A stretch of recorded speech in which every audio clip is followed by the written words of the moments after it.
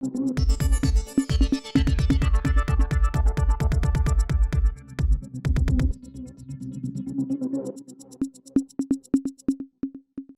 Focus Tamil நேயர்களுக்கு வணக்கம். 2026 சட்டமன்ற தேர்தலுக்கான பணிகளை எல்லா கட்சிகளும் ரொம்ப வீரியமாகவும் விறுவிறுப்பாகவும் கொண்டு போயிட்டு இருக்காங்க. குறிப்பா திமுக கூட்டணியை பொறுத்த வரைக்கும் திமுக தமிழகத்தில் தெற்கு, வடக்கு, மேற்கு என பல இடங்களா பிரித்து பொதுக்கூட்டங்களையும் மாநாடுகளையும் நடத்திட்டு வராங்க.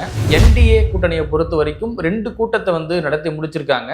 இப்படி இருக்க சூழல்ல கூடுதலா கூட்டணி கட்சிகளுக்கான பேச்சுவார்த்தையும் கூட்டணி கட்சிக்கான சேர்ப்புமே எல்லா கட்சிகளும் ரொம்ப தீவிரமா அந்த பணியில் ஈடுபட்டு வராங்க அப்படிங்கிறதா பார்க்க வேண்டியது இருக்கு. திமுக கூட்டணியை பொறுத்தவரை பிப்ரவரி 22ஆம் தேதியே கூட்டணிக்கான பேச்சுவார்த்தை தொடங்கப்பட்டு ஒரு சில கட்சிகளோட முதல் கட்ட பேச்சுவார்த்தை நடத்தி முடிக்கப்பட்டிருக்கு.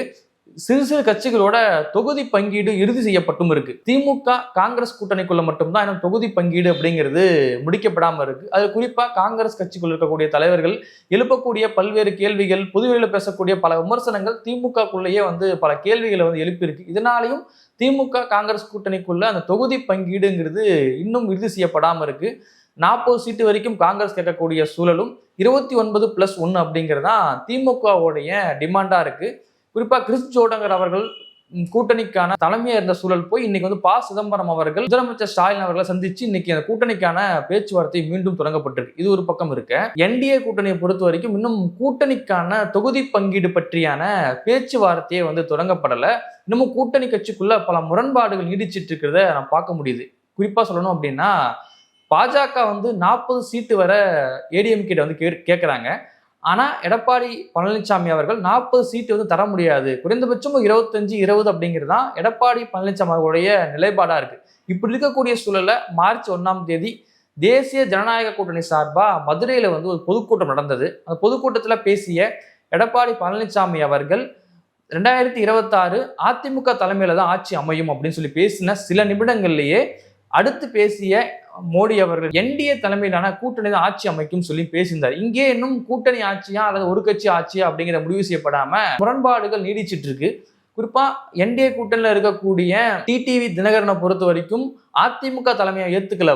குறிப்பா அவர் என்ன சொல்றாரு அப்படின்னா, நான் என்டிஏ கூட்டணியில தான் இருக்கேன், என் தொகுதி பங்கீடும் நான் பாஜக கூட தான் பேசுவேன் அப்படிங்கிறதா டிடிவி தினகரன் அவர்களுடைய நிலைப்பாடாகவும் இருக்கு. இப்ப பொதுக்கூட்டம் நடந்து முடிஞ்ச சில நிமிடங்கள்லயே தொகுதி பங்கீடுக்கான குழு கூட்டமும் நடைபெற்றது. அனைத்து கட்சியும் அதிமுக உட்பட என்டிஏ கூட்டணியில் இருக்கக்கூடிய அனைவரும் கலந்துக்கிட்டாங்க. ஆனா அந்த கூட்டம் முடிந்தும் தொகுதி பங்கீடு இறுதி செய்யப்படலை.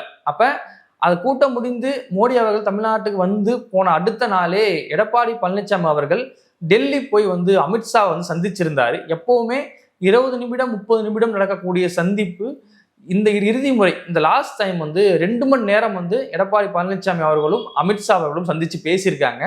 கூடுதலா என்ன பார்க்கணும் அப்படின்னா, எப்போதுமே டெல்லி செல்லக்கூடிய எடப்பாடி பழனிசாமி அவர்கள் தங்கமணி அவர்கள், வேலுமணி அவர்கள் என பெரும் படையோட தான் டெல்லிக்கு போவாரு. ஆனா இந்த டைமை பொறுத்த வரைக்கும் தனி மனிதரா டெல்லிக்கு போய் அமித்ஷா அவர்களை சந்திச்சது நமக்குள்ள ஒரு கேள்வி எழுப்பியிருக்கு. ஏன் போய் தனியா சந்திக்கணும் அப்படிங்கிறது தான்.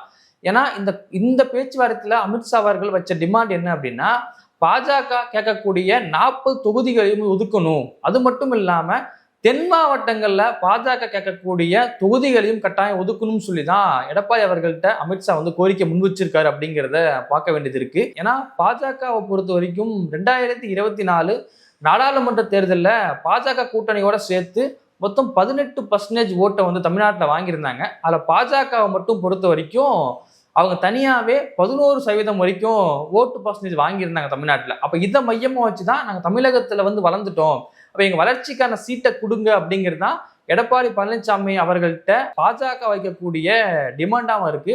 ஆனால் அந்த டிமாண்டுக்கு எடப்பாடி அவர்கள் ஒத்து வரலை. அது தமிழ்நாட்டுக்கு சரிப்பட்டு வராது அப்படிங்கிறது தான் எடப்பாடி பழனிசாமி அவர்களுடைய நிலைப்பாடாகவும் இருக்கு. ஏன்னா தமிழகத்தில் எப்படி அதிமுக திமுக அப்படிங்கிற இருபெரு துருவம் இருக்கோ, அதே போல இந்திய அளவிலையும் காங்கிரஸ் மற்றும் பாஜக அப்படிங்கிற இருபெரும் துருவங்கள் இருக்கு. ஆனா இவர்கள் தமிழகத்தை பொறுத்த வரைக்கும் அதிமுக மற்றும் திமுக போன்ற இரு திராவிட கட்சிகளை தான் சார்ந்து வேலை செய்ய வேண்டியது இருக்கு. இவர்கள் ஒதுக்கக்கூடிய சீட்டுகளை தான் இவங்க என்ன சீட்டு ஒதுக்குறாங்களோ அந்த சீட்ல தான் போட்டியிடக்கூடிய நிலைமையும் இருக்கு. பாஜக பொறுத்த வரைக்கும் இந்திய அளவில் மத கலவரத்தையும் மதம் சார்ந்த அரசியலை முன்னெடுக்கிறது அப்படிங்கிறது தமிழ்நாட்டில் எப்போதுமே பொருந்தாது. குறிப்பா திருப்பரங்குன்றத்தில் பாஜக முன்னெடுத்த மதவாத அரசியல் மூலியமா பல இடங்கள்ல பாஜக அம்பலப்பட்டு நிக்கிறாங்க. அப்ப அதிமுகவுடைய எம்எல்ஏக்கள் என்ன பேசுறாங்க அப்படின்னா, பாஜக கூட கூட்டணி வச்சதுனால எங்களுக்கு ஓட்டு போடாம விட்டுறாதீங்க, ஓட்டு போடுங்கன்னு சொல்லி மக்கள்கிட்ட பேசக்கூடிய நிலைமையை தான் நம்ம பார்த்துக்கிட்டு இருக்கோம். அப்ப இன்னும் சீட்டு அதிமுக செயலிலிருந்து இறுதி செய்யப்படலை. அப்ப பாஜக செயலிலிருந்து வைக்கக்கூடிய டிமாண்ட், நாங்க வாங்கின வாக்கு சதவீதத்துக்கு ஏத்த சீட்டை ஒதுக்குங்க அப்படிங்கிறது தான் பாஜக வைக்கக்கூடிய டிமாண்ட்.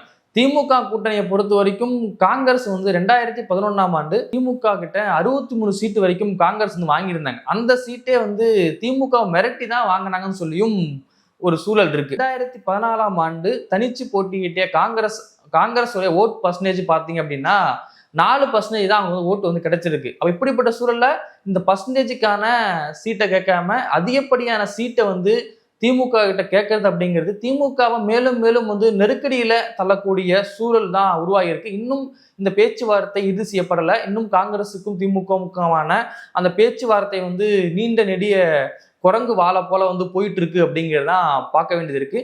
இந்த பக்கம் அதிமுக தலைமையிலான கூட்டணி இன்னும் பேச்சுவார்த்தைக்கான குழு போடப்படலை. பேச்சுவார்த்தைக்கான இன்னும் எந்த முன்னறிவிப்பும் வரல. சீட்டுகளை பத்தியான பேச்சும் போகல. பாமக அன்புமணி தலைமையிலான குழுவும் இருக்காங்க. அவங்களும் அதிகப்படியான சீட்டு கேட்கக்கூடிய சூழல் தான் இருக்கு. குறிப்பா அதிமுக என்னை கூட்டணிக்கான பேச்சை தொடங்குறாங்க. மற்ற கட்சிகளுக்கான சீட்டை எவ்வளவு ஒதுக்க போறாங்க அப்படிங்கிறத நம்ம பொறுத்து இருந்து தான் பார்க்க வேண்டியது இருக்கு.